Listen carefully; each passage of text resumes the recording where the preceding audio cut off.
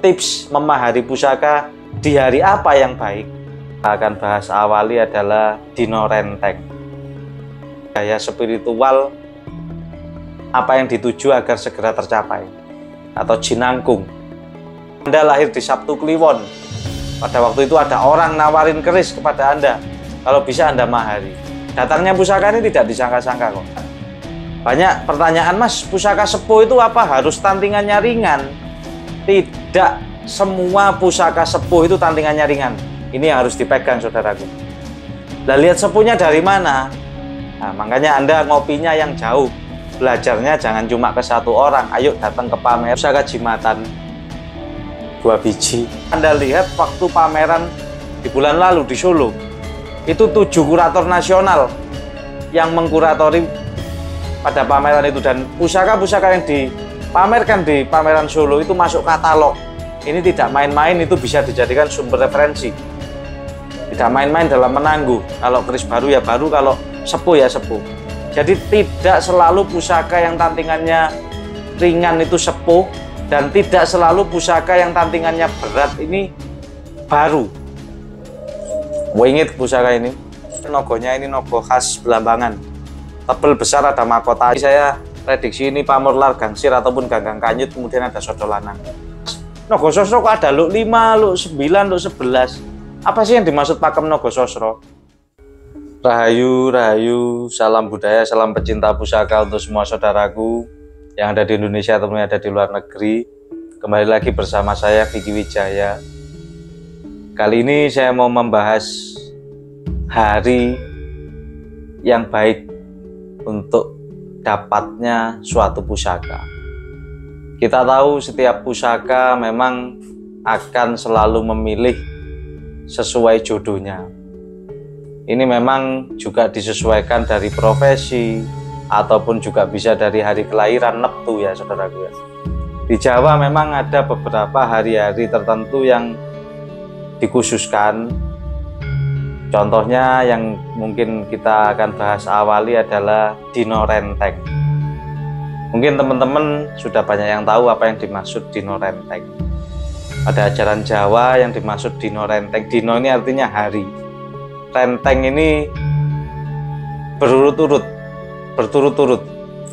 Biasanya Dino Renteng ini dijadikan sebagai media untuk meramalkan cuaca, meramalkan kejadian-kejadian yang akan terjadi ke depannya. Nah, apa sih yang dimaksud Dino Renteng ini? Dino Renteng adalah hari selama 3 hari yang berturut-turut jumlah neptunya ini sama. Jadi kalau di Jawa ini ada hitungan hari sama pasaran. Dari mulai hari Minggu, Senin, Selasa, Rabu, Kamis, Jumat, Sabtu. Kemudian pasaran itu ada Legi, Pahing, Pon, Wage, Kliwon. Nah, ini mempunyai jumlah hitungan neptunya ya. Seperti hari ini pas di tanggal Minggu malam, hari Minggu malam ini. Sekarang ini harinya ini Minggu Kliwon, saudaraku. Hitungan neptunya jumlahnya 13. Pas minggu ini pas kebetulan Dino Renteng telulasan katanya orang Jawa. Jadi hari Renteng 13-an. Jadi urut mulai Jumat Pon, Sabtu Wage, Minggu Kliwon ini neptunya sama-sama 13. Selama 3 hari berturut-turut ini jumlah neptunya itu 13. Ya. Ini ada spesial di hari ini. Dino Renteng ini ada yang dispesialkan atau dikhususkan menurut orang-orang Jawa. Jadi biasanya para sesepuh orang Jawa itu akan menyuruh anak turunnya atau cucunya atau anaknya ini disuruh tirakat telaku prihatin. Maksudnya apa? Ketika anak ini memiliki harapan, tujuan, visi misi ataupun memiliki tujuan ataupun tidak memiliki tujuan, biasanya akan tetap disuruh lelaki prihatin seperti puasa ataupun sholat malam. Kalau zaman sekarang yang agama Islam bisa sholat malam, ataupun kalau secara Jawa itu meditasi setiap malam selama 3 hari berturut-turut. Kenapa kok disuruh lelaku tirakat, puasa ataupun meditasi selama 3 malam di hari Renteng? Jadi diharapkan memang harapan dari falsafah Jawa Dino Renteng, hari yang berturut-turut sama Neptunya ini akan menjadi seseorang yang melakukan prihatin ataupun tirakat itu akan lebih baik hidupnya, lebih positif lagi, auranya lebih positif. Ibaratnya HP itu dicas, ditambahi energi untuk membantu menumbuhkan daya spiritual apa yang dituju agar segera tercapai, atau jinangkung. Jinangkung ini tergapai, ya, artinya seperti itu. Bisa juga ada Dino Renteng 14-an. Yang dimaksud Dino Renteng 14-an itu mulai Jumat Kliwon, Sabtu Legi, Minggu Pahing. Itu Neptunya 14 selama 3 hari berturut-turut. Sama maksudnya. Jadi pasti orang Jawa, orang-orang terdahulu, mbah-mbah kita itu menyuruh kita untuk lelaku prihatin di 3 hari itu. Ini hari yang khusus menurut falsafah Jawa. Ketika sering bertirakat di Dino Renteng ini akan lebih mudah mempercepat mencapai kesuksesan, entah itu dalam kesuksesan duniawi ataupun spiritual. Jadi kesuksesan itu, tujuan harapan ini orang ini kan cuma 2, tujuan untuk kesuksesan di dunia ataupun di akhirat. Tapi sebenarnya ini menjadi satu kesatuan, tidak terpisah, gitu loh. Tapi memang yang pokok, ya kita menjalankan sesuatu harus ikhlas. Tujuan ini tercapai atau tidak tercapai itu tidak menjadi suatu masalah. Yang penting kita usaha dan doanya itu tadi. Dan kalau dihubungkan dengan sebuah pusaka Dino Renteng, seperti yang saya alami selama 3 hari ini, mulai Jumat, Sabtu, Minggu. Pada hari Jumat saya mendapat pusaka, hari Sabtunya saya dapat lagi, dan hari ini Minggu sore ada lagi orang dapat pusaka. Kok sepertinya hari ini memang terbukti. Kebetulan memang mulai Kamis saya juga menjalankan satu ritual khusus, ya, yang bisa dikatakan meditasi. Kita memang berdoa malam meminta ke Sang Pencipta untuk rahmat dan ridhonya. Tapi yang datang ini sebuah pusaka. Pusaka ini juga bisa diartikan rezeki bagi saya, karena saya suka. Bisa juga diartikan mungkin beberapa pesanan teman-teman yang lain ini ada di dalam salah satu pusaka yang saya dapat. Jadi datangnya pusaka ini memang tidak disangka-sangka, saudara. Itu soal jodoh. Kadang kita cuma diberi tugas untuk mencarikan pesanan si A, si B, si C.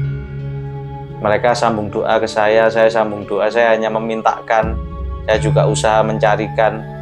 Ini yang nantinya menjadi piandel-piandel para pelanggan-pelanggan pemahar pusaka di tempat saya. Mungkin seperti itu.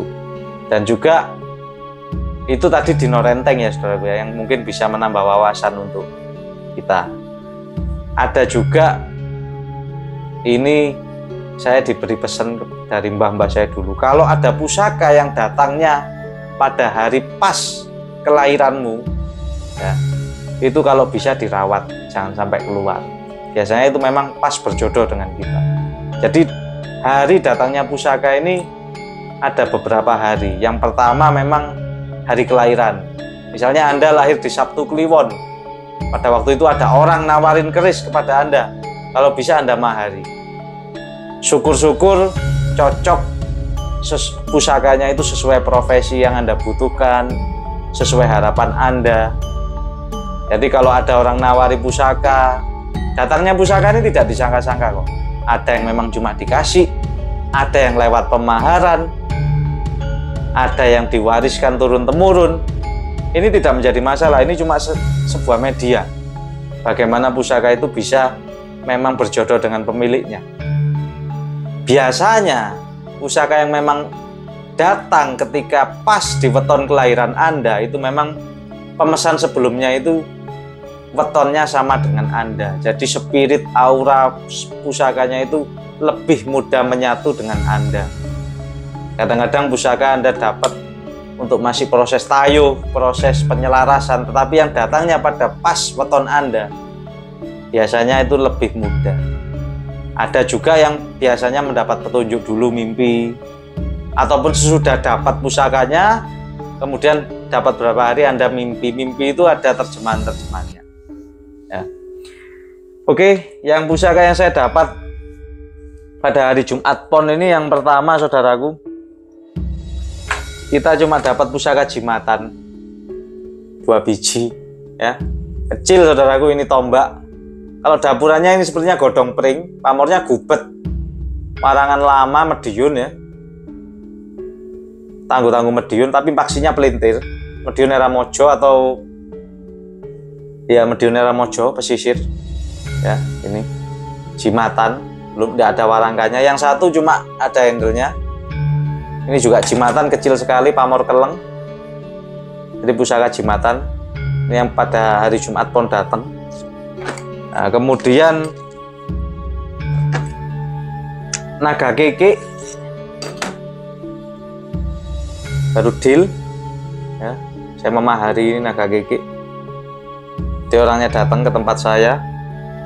Kemudian kita juga dapat pusaka ini, warangkanya Trembalo Iras. Dapuran Nogo Kembar, kita dapat lagi Mojopahit. Nogo kiri, Nogo Temanten ya saudaraku ya. Kiri dan kanan ini ada mut-mutannya. Pamornya di sini ceprit, kondisi warangan lama ya.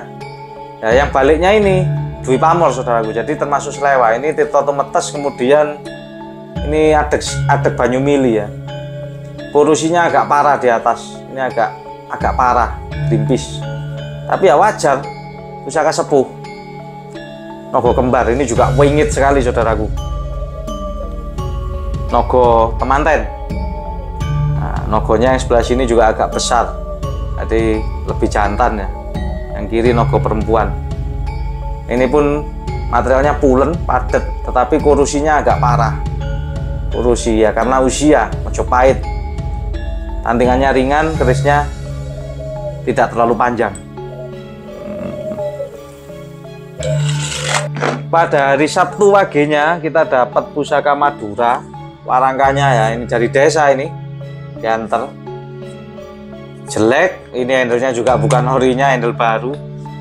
Pusakanya Madura Sumenep. Dapuran brojol, masih warangan lama ya, jadi tidak terlalu kontras. Ini memang dapat dapuran brojol. Ini pamornya ini Bromowatu ya kalau di Pakem Madura, tapi kalau Pakem Jawa ini pamor Ngulit Semongko. Secara Madura ini pamor Bromowatu ya. Dapuran brojol, tebel, berat, tapi sepuh, besi-besi Madura. Jadi ya ini juga banyak pertanyaan, Mas, pusaka sepuh itu apa harus tantingannya ringan? Tidak semua pusaka sepuh itu tantingannya ringan. Ini yang harus dipegang saudaraku. Nah, lihat sepuhnya dari mana? Nah, makanya Anda ngopinya yang jauh. Belajarnya jangan cuma ke satu orang. Ayo datang ke pameran, belajar ke para senior-senior yang memang jujur dalam hal mengajari.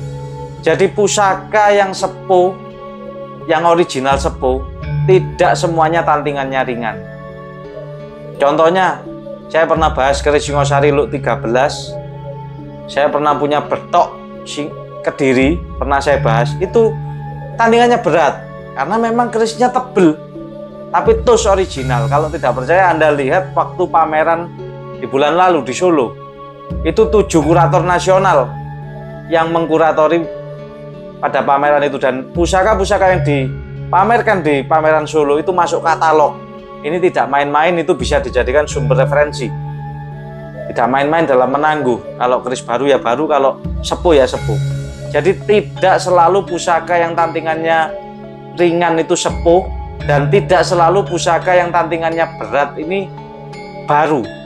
Ini yang dijadikan patokan saudaraku. Anda boleh cek referensinya, ada di konten saya sebelumnya di pameran Solo bulan kemarin. Nah, seperti ini contohnya keris Madura, tantingannya berat, tapi ini original sepuh, bukan kamardikan, bukan baru. Yang dilihat mana ya, banyak aspeknya, dari mulai korusi, dari mulai aspek material, dari mulai aspek bentuk material, kemudian korusinya, pasikutannya, dan yang terakhir rosonya. Jadi dalam dunia keris ini tidak bisa sepenggal-sepenggal Anda belajar ya saudaraku ya. Oh saya pokoknya pengen tantingan ringan, sekarang banyak keris baru, tantingan ringan banyak, prosesan banyak, jadi belajarnya lebih lagi saudaraku. Pada Sabtu Wage dapat ini keris Madura, kemudian ini juga istimewa, warangkanya masih saya servis, masih sangat utuh, dapuran sempaner luar biasa istimewa, penataan pamornya cukup rapi, pamor ron genduru atau bulu ayam kalau di Pakem Madura, dapurannya sempaner, lurus kembang kacang gereneng ya, kurusinya juga ada ini sih di pinggir-pinggir. Kemudian ini juga, ini dulu pusaka saya. Jadi ceritanya pada waktu hari Sabtu, orang yang dulu memahari pusaka saya memahari pusaka yang lain, kemudian pusaka ini ditukar tambah. Jadi pusaka ini ada di saya lagi. Beliau memahari pusaka yang lain, nambah uang, nambah pusaka. Ini dulu dari saya. Ini juga pusaka dua ini yang luar biasa, pernah saya bahas. Yang satu ini pamor gubet, dapuran brojol, besinya kehijauan, di ujungnya ini ada damar murup ya, wingit pusaka ini. Kemudian ada pamor Linggah Yoni Mojopahit, dapuran brojol juga, padahal ini sudah berapa bulan yang lalu ya saudaraku ya, bisa ada di tempat saya lagi. Nah, meskipun dapatnya dari beliau memahari dengan tukar tambah, jadi wajar banyak teman-teman di kelas pemula kadang-kadang yang update pusakanya, upgrade. Jadi ingin memiliki, mas saya pengen pusaka yang baik tapi mahar saya pas-pasan. Pemaharan di tempat saya bisa dicicil dengan waktu tertentu. Dan juga bisa juga tukar tambah. Saya tidak pernah mempersulit dalam hal pemaharan saudaraku. Intinya kita sama-sama ikhlas. Dan teman-teman pemula ini bisa memiliki pusaka yang sesuai harapan mereka.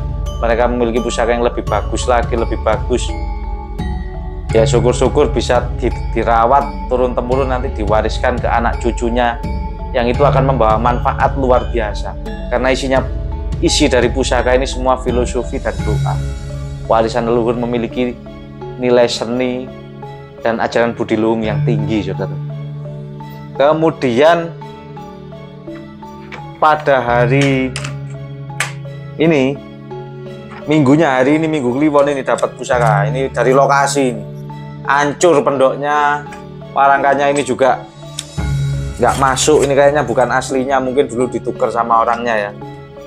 Kondisinya masih karat kayak gini. Ini masih karat alami, belum kita cuci. Pusaka dari desa.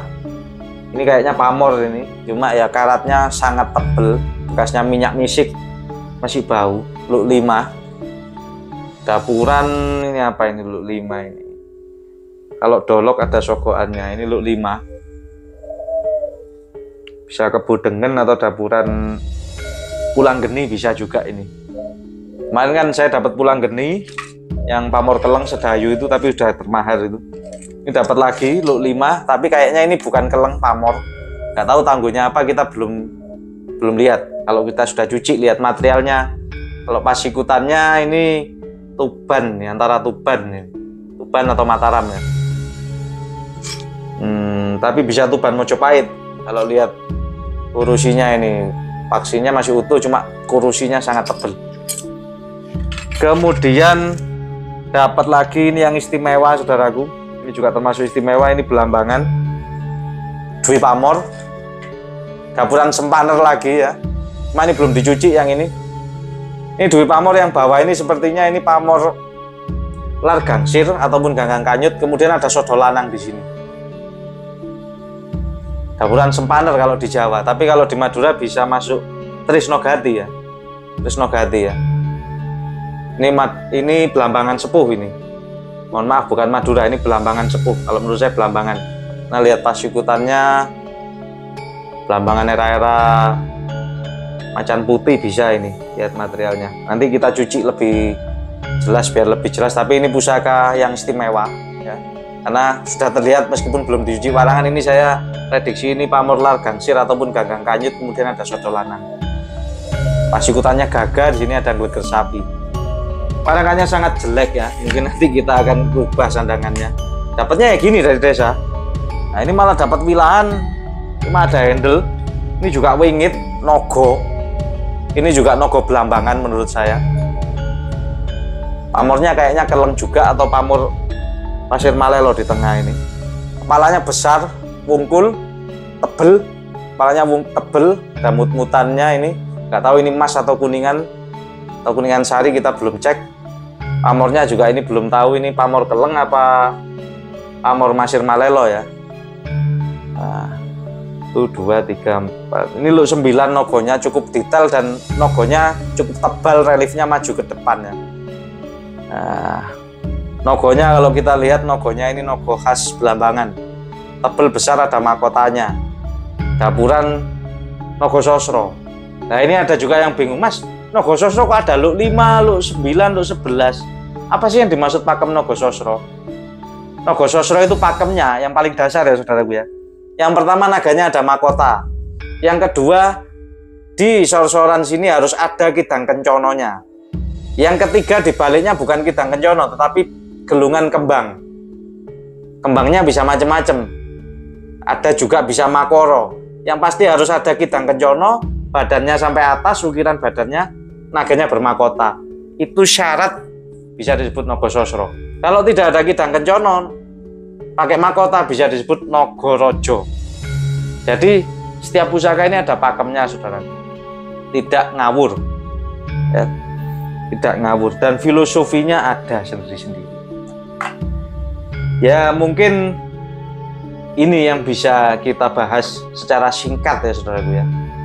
Jadi mohon diingat-ingat ketika ada pusaka yang datang di saat hari dino renteng dan kebetulan Anda di situ waktu tirakat, kalau bisa itu di mahari. Tapi yang paling penting pas hari kelahiran Anda. Entah Anda dapatnya dikasih orang, entah Anda dapatnya memahari atau ditawari orang. Bisa jadi pusaka ini memang ingin ikut pada Anda. Ya. Ya juga pemilihan pusaka ini bukan cuma berdasarkan datangnya pusaka ini di hari sesuai kelahiran, tetapi juga disesuaikan dengan profesi, dengan neptu Anda. Seperti itu saudaraku. Karena pusaka memang soal jodoh-jodohan. Kadang juga saya pernah nawar pusaka sampai di angka 10 juta, tidak dikasih. Di hari yang lain setelah dapat 2 bulan, 3 bulan, kebetulan orangnya butuh uang. Akhirnya saya mahari di angka 10 juta dikasihkan. Nah, itu masih disebut masih ada jodoh lah dengan saya.